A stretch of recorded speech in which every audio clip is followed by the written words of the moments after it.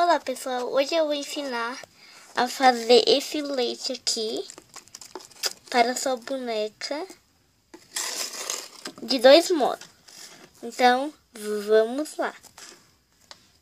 Bom, a gente vai usar a mamadeira para você fazer o leite. Essa vai ser a primeira forma de fazer. Cola branca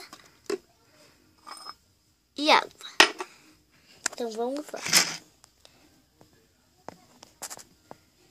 Primeiro, você vai pegar água.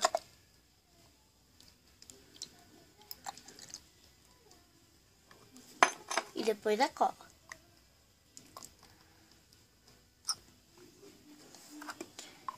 Vai colocar a tampa e sacudir.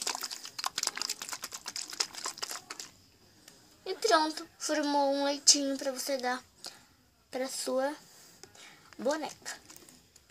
Agora vamos pro segundo modo. Vamos fazer o segundo modo.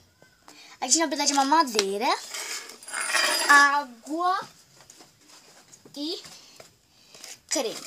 A gente vai abrir uma madeira, vai colocar água, vai colocar o creme. Tá difícil. Vou fazer esse barulhinho, mas tudo bem.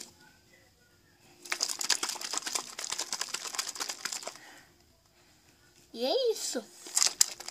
Se você achar muito claro, é só colocar mais creme.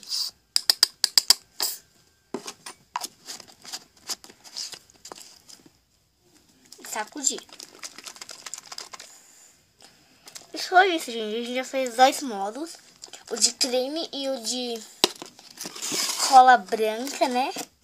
Foi isso. Então, tchau, gente. E não se esqueça de se inscrever no meu canal.